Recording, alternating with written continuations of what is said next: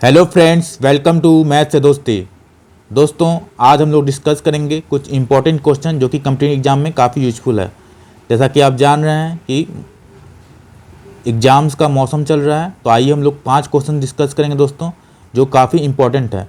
तो आइए, पहला क्वेश्चन हमारा सिंपल इंटरेस्ट पर है। जैसा आप देख सकते हैं, पहला क्वेश्चन इस प्रकार है। यदि साधारण ब्याज ₹300 पर ₹15 बढ़ जाता है, तब ब्याज की दर 4% तक बढ़ जाती है। समय क्या होगा, ये हमें निकालना है। तो इस प्रकार जब भी क्वेश्चन दिखे दोस्तों, तो आप कैसे करेंगे? तो हमारे पास एक फॉर्मूला है, उस फॉर्मूला के माध्यम से हम लोग टाइम निकाल लेंगे। तो साधारण ब्याज दिया हुआ है ₹300 और फिर दिया हुआ कि ₹15 बढ़ जाता है, ब्याज की दर भी 4% तक बढ़ जाती है। तो समय क्या होगा, ये हमें निकालना है। ठीक है, तो हम लोग जानते हैं कि SI बराबर क्या होता है, PRT बटा में 100। ठीक है, ये आप जानते हैं। सिंपल इंटरेस्ट यानी साधारण ब्याज का फॉर्मूला ये होता है P इंटू यानी मूलधन इंटू रेट इंटू टाइम बटा 100। ठीक है, लेकिन यहाँ पे क्या दिया हुआ दोस्तों, यहाँ साधारण ब्याज यानी प्रिंसिपल दिया हुआ है, आपको 300 दिया हुआ है। ठीक है, साधारण ब्याज कितना रुपया पे, 300 पर, तो प्रिंसिपल कितना है, मूलधन 300। उसके बाद ₹15 बढ़ जाती है, यानी कहने का अर्थ क्या है कि SI2 माइनस SI1 यानी दो सिंपल इंटरेस्ट क्या है फ्रेंड्स, गैप दिया हुआ है कि ₹15 बढ़ जाता, डिफरेंस है कितना का, तो ₹15। और यहाँ क्या दिया हुआ है, तब ब्याज की दर 4% तक बढ़ जाती है। पहले ब्याज R1 रहा होगा, अब ब्याज R2 हो गया, यानी दोनों का डिफरेंस कितना है, R2 माइनस R1। तो दिया हुआ है 4%। समझ रहे हैं आप? तो SI हमें क्या निकालना है, टाइम निकालना है। तो टाइम अगर निकालना है दोस्तों, तो हम लोग क्या करेंगे, हम लोग का फॉर्मूला होता है SI2 माइनस SI1 बटा में R2 माइनस R1। ठीक है, बराबर में क्या करें हम लोग, PT बटा 100।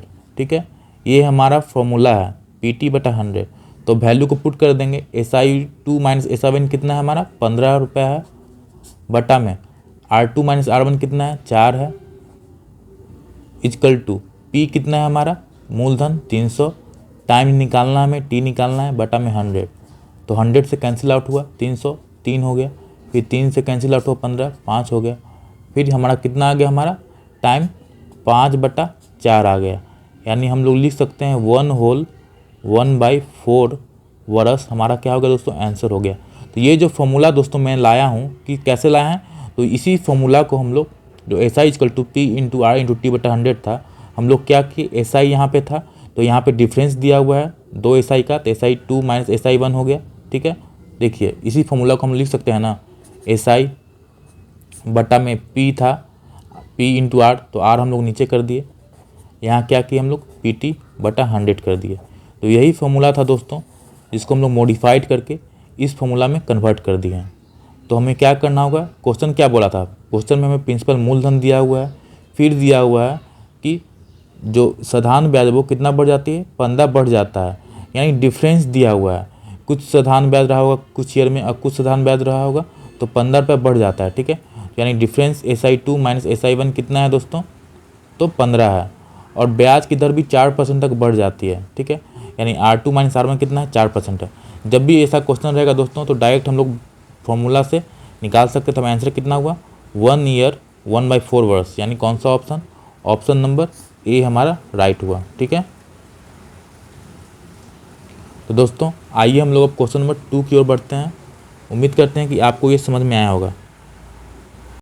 फ्रेंड्स, अब हम लोग क्वेश्चन नंबर 2 करने जा रहे हैं, जो कि औसत पे है। तो इस क्वेश्चन को देखते ही मंतर आप इसको बना सकते हैं। तो क्या दिया हुआ है, 10 संख्याओं का औसत कितना है, 14 है, यानी 10 संख्या है उसका औसत 14 है। यदि प्रत्येक संख्या को 6 से गुना किया जाए तो नया औसत क्या होगा। तो दोस्तों औसत चैप्टर में क्या होता है मेनली, कि आप अगर प्रत्येक संख्या को 6 से गुना करेंगे तो औसत भी हमारा क्या होगा, 6 गुना हो जाएगा। अगर प्रत्येक संख्या को 6 से हम लोग जोड़ेंगे, 6 जोड़ेंगे, तो औसत भी क्या होगा, 6 जुड़ जाएगा। तो कब जुड़ेगा दोस्तों, तब जब प्रत्येक संख्या को हम लोग जोड़ेंगे तब। अगर प्रत्येक संख्या को हम लोग घटाएंगे तो औसत भी उतना ही घटेगा। यानी कहने का अर्थ क्या है कि 10 संख्या का औसत 14 है, अब हम लोग हर संख्या को 6 से गुना कर रहे हैं, तो नया औसत क्या हो जाएगा दोस्तों, 14 इंटू 6, यानी कितना हो जाएगा, 84। तो औसत में क्या होता है, मैंने आपको बताया कि औसत में मेनली क्या होता है कि हर जो नंबर है उसको मल्टीप्लाई करें तो औसत भी बढ़ जाएगा, घटाएंगे तो औसत भी घटेगा, अगर ऐड करें तो औसत भी क्या होगा दोस्तों, ऐड होगा, अगर डिवाइड करें तो औसत भी क्या होगा, डिवाइड होगा। कब, जब प्रत्येक संख्या है उसको रिलेट करें, ठीक है। तो औसत हमारा कितना हो जाएगा, 14 इंटू 6, 14 छक 84, यानी हमारा औसत कितना हो गया, 84 हो गया। तो औसत का आपको कॉन्सेप्ट समझ में आया होगा दोस्तों, उम्मीद करते हैं, ठीक है। तो आइए हम लोग क्वेश्चन नंबर 3 की ओर बढ़ते हैं दोस्तों। क्वेश्चन नंबर 3 अब हमारा इस प्रकार है, ये हमारा नंबर सिस्टम वाला चैप्टर से लिए हैं, ठीक है। तो गुणनफल 4 की पावर 9 इंटू 9 की पावर 4 इंटू 7 की पावर 7 में अभाज्य गुणनखंडों की कुल संख्या है ए 11, बी 15, सी 20, डी 33। तो इसमें पूछ रहा है कि अभाज्य गुणनफल, अभाज्य मतलब क्या होता है, वो ऐसी संख्या जो एक और अपने आप से कटे उसको क्या बोलते हैं, अभाज्य संख्या। अभाज्य संख्या कहाँ से स्टार्ट होता है, तो अभाज्य संख्या 2 से स्टार्ट होता है, ठीक है। तो हम लोग देख रहे हैं गुणनफल है जो 4 के पावर 9 इंटू 9 के पावर 4 इंटू 7 के पावर 7। तो दोस्तों 4 के पावर 9 है तो इसको हम लोग लिख सकते हैं 4 को 2 को पावर स्क्वायर, ठीक है। इंटू में क्या है, 9 है, इंटू में 9 को हम लोग लिख सकते हैं 3 के पावर स्क्वायर और इंटू में 4 है, और 7 को तो अपने अभाज्य है तो 7 के पावर 7 हो गया। अब दोस्तों पावर को ऐड कर लेना है, 2 इंटू 9 कितना है हमारा, 18, प्लस में 2 इंटू 4 कितना हो गया, 8 हो गया, प्लस में 7 के पावर 7 कितना हो गया, पावर 7 हो गया। अब जोड़ दिए दोस्तों तो 18 8 कितना हो गया हमारा, 18 26 और 26 प्लस 7 33, यानी टोटल अभाज्य गुणनखंडों की संख्या कितना होगा, 33 होगा। यानी कौन सा ऑप्शन है दोस्तों, ऑप्शन नंबर डी है, ये आपका राइट आंसर होगा। तो उम्मीद करते हैं दोस्तों कि आपको समझ में आया होगा, जब भी ऐसा दिखे क्वेश्चन तो आप किस प्रकार इसको सॉल्व करेंगे आपको समझ में आया होगा, ठीक है। तो आइए हम लोग अब क्वेश्चन नंबर 4 की ओर बढ़ते हैं दोस्तों। ये बहुत ही इंपॉर्टेंट क्वेश्चन है, ये क्वेश्चन दोस्तों बहुत बार पूछा जा चुका है विभिन्न एग्जाम में। तो इस प्रकार के क्वेश्चन को कैसे हल करते हैं, ये दोस्तों हम लोग वेन डायग्राम से हल करते हैं और परसेंटेज चैप्टर्स का ये पार्ट है, ठीक है। तो क्वेश्चन हमारा इस प्रकार है, 40% लोग चाय पीते हैं, 50% लोग कॉफ़ी पीते हैं और 10% चाय और कॉफ़ी दोनों पीते हैं। कितने प्रतिशत लोग ना चाय पीते हैं ना ही कॉफ़ी पीते हैं। तो दोस्तों बहुत ही आसान तरीके से मैं आपको बताने वाला हूँ कैसे सॉल्व करना है इसको। सबसे पहले आप 2 सर्किल बना लीजिए, एक का बनाइए दोस्तों चाय यानी टी लिख लेते हैं, ठीक है, और दूसरा का बनाइए कॉफ़ी, टी और कॉफ़ी, ठीक है, ये कॉफ़ी हो गया, ठीक है। अब समझिए दोस्तों कि 10% चाय और कॉफ़ी दोनों पीते हैं, यानी ये जो गैप है टी और कॉफ़ी का है यानी 10% है। तो यहाँ ये किसको डिनोट कर रहा है, 10% को डिनोट कर रहा है, ठीक है। और ये है, ये जो पोर्शन है और ये जो पोर्शन है ये क्या है, ये केवल टी यानी केवल चाय पिएगा और ये क्या करेगा, केवल कॉफ़ी पिएगा। तो लिखा हुआ है 40% लोग चाय पीते हैं, यानी 10% तो ये हो गया, तो 40% लोग चाय पीते हैं, तो ये कितना हो जाएगा दोस्तों, ये 30% हो जाएगा, समझ रहे हैं आप, 30% हो जाएगा। और ये कितना होगा दोस्तों, कॉफ़ी है तो कॉफ़ी 50% पीते हैं, ठीक है। तो ये कितना हो जाएगा दोस्तों, 10 तो ये हो गया, ये कितना हो जाएगा हमारा 40 हो जाएगा, 40।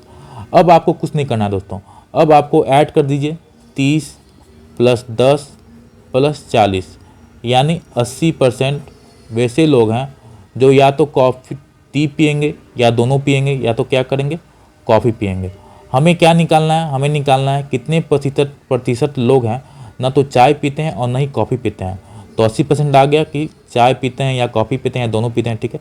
हमें क्या करना होगा, 100 में से माइनस करना होगा इसको, 100 में से माइनस कर दिए 80%, तो हमारा कितना आया 20%, यानी 20% वैसे लोग हैं जो ना तो दोस्तों कॉफ़ी पीते हैं ना ही चाय पीते हैं। यानी कौन सा ऑप्शन हुआ दोस्तों, ऑप्शन नंबर हमारा सी राइट आंसर हुआ। तो उम्मीद करते हैं दोस्तों कि क्वेश्चन नंबर 4 समझ में आया होगा, किस तरह से इसको सॉल्व करते हैं इस टाइप के क्वेश्चन को, ठीक है। तो उम्मीद करते हैं कि सेशन पसंद आ रहा हो आपको, तो स्किप मत कीजिएगा दोस्तों, पूरा देखिएगा क्योंकि हम लोग लास्ट क्वेश्चन अब करने जा रहे हैं, क्वेश्चन नंबर 5। फ्रेंड्स ये क्वेश्चन हमारा रेलगाड़ी संबंधित प्रश्न है। तो इस क्वेश्चन को दोस्तों बहुत बड़ा लग रहा हो देखने में, लेकिन इसको मात्र हम लोग 10 सेकंड में सॉल्व कर सकते हैं। क्या क्वेश्चन है आइए देखते हैं। समान लंबाई परंतु अलग अलग चाल वाली 2 रेलगाड़ी स्टेशन पर लगे किसी खंभे को पार करने में क्रमशः 5 व 6 सेकंड का समय लेती है। यानी 2 रेलगाड़ी है और अलग अलग उसका स्पीड है, ठीक है, और एक खंभा को पार करने में 5 व 6 सेकंड, यानी पहला रेलगाड़ी 5 सेकंड और दूसरा रेलगाड़ी 6 सेकंड का समय लेती है। यदि वे दोनों एक ही दिशा में गतिमान हो, यानी एक ही दिशा में है दोस्तों, ठीक है, तो वह एक दूसरे को पार करने में कितना समय लेंगी। तो दोस्तों पूछ रहा है कि वे एक ही दिशा में है और खंभा का दिया हुआ है कि 5 और 6 सेकंड लेती हैं। तो दोस्तों इस तरह का जब भी क्वेश्चन आपको दिखे तो आपको क्या करना होगा, एक फॉर्मूला है, क्या है फॉर्मूला दोस्तों, 2t1 t2, यानी एक दूसरे को पार करने में समय का फॉर्मूला है, क्या है, एक दूसरे को पार करने का समय, एक दूसरे को पार करने में लगा समय, पार करने में लगा समय, ठीक है, लिख लीजिएगा, लगा समय। क्या फॉर्मूला है दोस्तों, 2t1 t2 बटा में क्या करेंगे हम लोग, अगर एक ही दिशा में है दोस्तों तो आपको माइनस करना होगा, यानी t1 माइनस t2। अगर दोस्तों विपरीत दिशा में होता तो हम लोग क्या करते, प्लस कर देते, ठीक है, यानी दोनों फॉर्मूला लिख लीजिए। ये क्या है दोस्तों, एक ही दिशा में, ये विपरीत दिशा में, ठीक है, t1 और t2, t1 और t2। तो यहाँ क्या है, एक ही दिशा में और t1 t2 दिया हुआ है, तो आइए हम लोग सॉल्व कर लेते हैं। 2 × 5 × 6, तो यहाँ t1 t2 क्या है, बड़ा में छोटा घटाना है, ठीक है, तो 6 - 5 कितना हो गया, 1 हो गया, यानी कितना आ गया दोस्तों, 5 दूनी 10 और इंटू 6, यानी कितना हो जाएगा हमारा 60 सेकेंड, यानी 60 सेकेंड लगा दोस्तों एक दूसरे को पार करने में। तो इसको याद रखिएगा, ये काफ़ी इंपॉर्टेंट है, बहुत बार पूछा जा चुका है, ठीक है, मेनली फॉर्मूला ही इसका है। तो क्या करना होगा हमें, तो टाइम दिया हुआ है 5 और 6 सेकेंड और दोनों रेलगाड़ी की लंबाई एक ही है और दोनों का स्पीड अलग है सिर्फ, ठीक है। तो हमारा फॉर्मूला क्या हो जाएगा, 2t1 t2 बटा में t1 माइनस t2 जब एक ही दिशा में हो, 2t1 t2 बटा t1 प्लस t2 जब क्या होगा, विपरीत दिशा में हो, ठीक है। तो ये था दोस्तों आज का हमारा सेशन। उम्मीद करते हैं दोस्तों कि आपका सेशन हमारा आज का आपके लिए बहुत ही यूजफुल हो।